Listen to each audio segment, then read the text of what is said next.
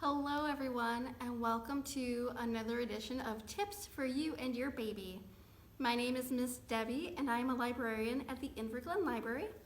This is my baby Gary. Gary has been my baby in story time for about 15 years. So he is a pro at doing story time with me. Aren't you, Gary? Yes. And Gary loves story time, and he misses seeing all of his baby friends because he gives great big hugs, and he loves to give kisses, and he loves to nibble on fingers, and he loves to play, and he loves to pretend. And that is one of the things that we do so well at story time, is that we play and we pretend. And we just really bring in a love of books and reading and singing and talking and all of these early literacy skills. These are those things that we work on and we really introduce at baby story time. Now, of course, we know babies can't read, but we can get them started on a path to become readers. And this is the way we do it. We sing songs and we play. We read books with our babies. We write, and by write, obviously we can use crayons, but we also just do other things with our fingers to help them learn those skills on how to actually begin to learn to write. So those skills of grabbing and pinching, all of those skills are part of learning how to write. And talking. The more you talk with your baby, the more words they'll learn and the more they'll say.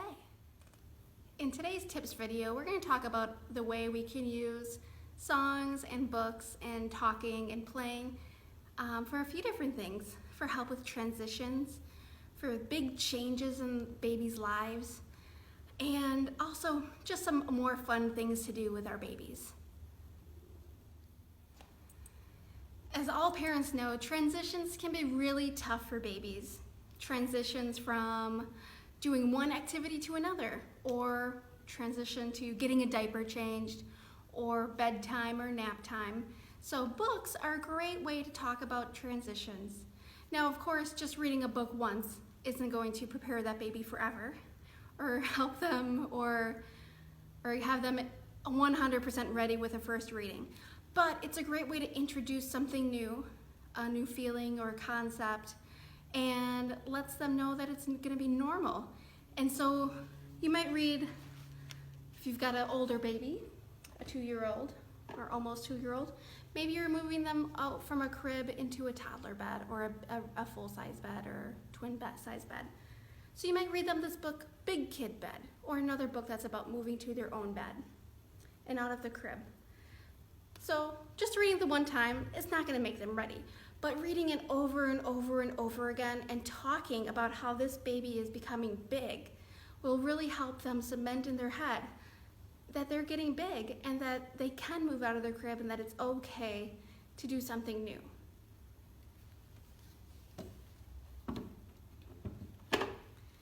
And I know even though babies don't necessarily understand what's happening in the world around us right now, they do know that they're having some strange feelings. They know that their family and their parents are having different feelings. They can tell when we're worried or we're upset.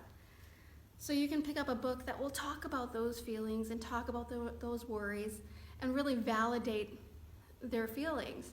And it's really important to let all kids of all ages know that their feelings are valid and that we love them and we care about them and we want to help them take care of their feelings. So a book like this is a really good way of talking about feelings and letting them know that it's going to be okay. And as we know that babies and toddlers have big feelings, especially as they kind of transition out of that really small baby phase and into toddlerhood. Their feelings get very big and they don't really have the words to express how they're feeling. So what kinds of things can we do to help them? One of the things that I do at story time is that I made these feelings dice. So I have 2 different dice, and on one of them it has different kinds of feelings. Scared, sleepy, excited, surprised. And on my other dice, I have different kinds of animals. And animals that they're pretty familiar with, like a monkey, or an elephant, or a tiger. And this is something that's really easy to do at home, because I'm sure you probably have some blocks at home, or you can build one out of paper and do these same things. You can make these feelings on these cubes and with animals. And what I'll do is I'll roll the cubes, roll them on the floor. And so I rolled a scared flamingo. Now, a really little baby isn't gonna know how to act like a scared flamingo, but as they get older, they'll learn how. But this is especially good for you to do with your baby, so you're playing with them. Okay, so we're gonna play together and really work on our feelings and our emotions and identifying those types of things. So I would say, how would you act like a scared flamingo?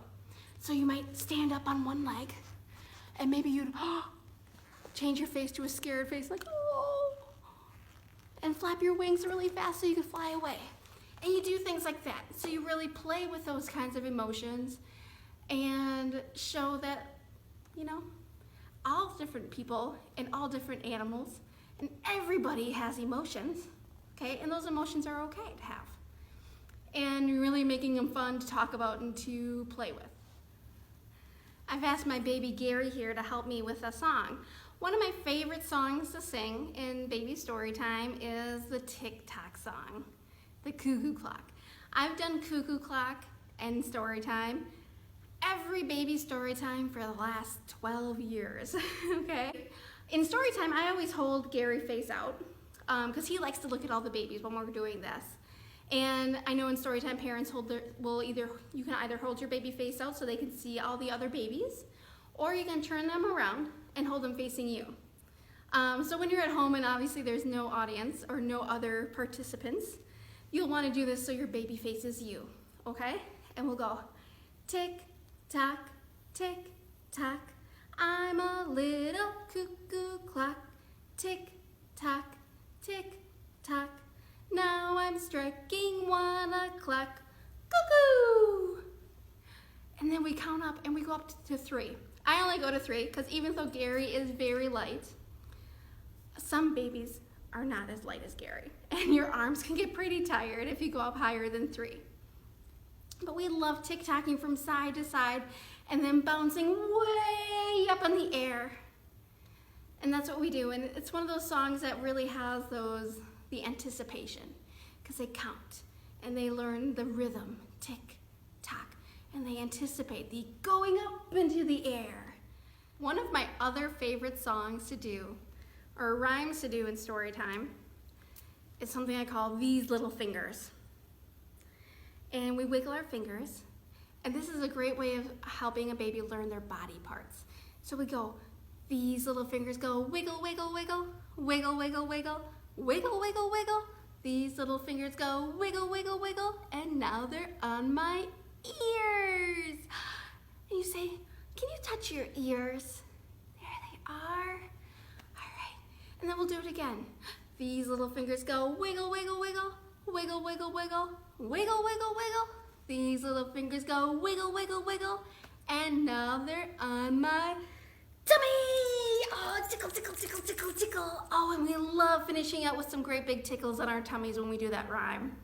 Lots and lots of fun, always produces lots of giggles. So in addition to having books that will help with transitions, there's just some books that will help babies explore their world. And babies love exploring their world. That's why they put everything in their mouth, right? They're exploring their world by tasting everything and by touching everything. That's how small children learn to explore their world. They touch lots of things. So some other books here, for example, are Babies Around the World. And this is a great book to introduce new languages. It has lots of different languages from around the world. And babies from around the world, so they can see babies that might not necessarily look like them. So this is a great way of introducing babies to the idea that the world is so much bigger than just in their house or in their backyard. And one of my other favorites is a peekaboo book. What a great way of letting babies explore their world is by playing peekaboo, because things disappear and then they come back. They disappear and they come back. And a great way of doing that is by using a scarf. So I've got a chiffon scarf here that you can see through, but you can do this with a towel or a wash rag or just a piece of cloth or a clothes. You know, you take off a t-shirt, you could use that to play peekaboo. So we'll go peekaboo. And there's lots of great songs you can do with these too. And a good rhythm form. They go peekaboo. I see you hiding under there. Peekaboo. There you go. I'm gonna have Gary do one more song with me. And I think we're going to do a ladies' ride song. In story time, I'll usually play it along on my iPod or my MP3 player. If you want to look up the song on some kind of service to listen to or check it out from the library, you can do that. But I'm just going to sing it without any music, all right? And so this is a great bounce song. So you can put them on your knee and we bounce. And we start off slow and then we go faster and faster and faster because we're riding a horse. Okay, and this is another one where in story time they might face out to see everybody, but at home you'll want to do it facing you. All right, here we go. This is the way the ladies ride, trit, trot, trit, trot. This is the way the ladies ride early in the morning. This is the way the gentlemen ride, clip, clop, clip, clop. This is the way the gentlemen ride early in the morning. This is the way the farmers ride, clippity-cloppity, clippity-cloppity. This is the way the farmers ride early in the morning. Yee-haw! This is the way the cowgirls ride, giddy up, giddy up. This is the way the cowgirls ride early in the morning. Woo! Oh, is that so fun? Yeah. Sometimes I think kids can't decide what they like best, if they like being a farmer that bounces around, or if they like being a cowgirl or cowboy and going really, really, really fast and whoa! Well, I hope you've enjoyed watching these tips, and if you ever have any questions or you just want more songs or rhymes or things to do with your baby, feel free to contact your local Dakota County Library. And the Children's or Youth Services librarian there would be happy to give you some of the songs that we do at story time, and we can send you those rhymes and songs. Yeah, what do you think, Gary? Should we say goodbye to our friends? Should we say goodbye?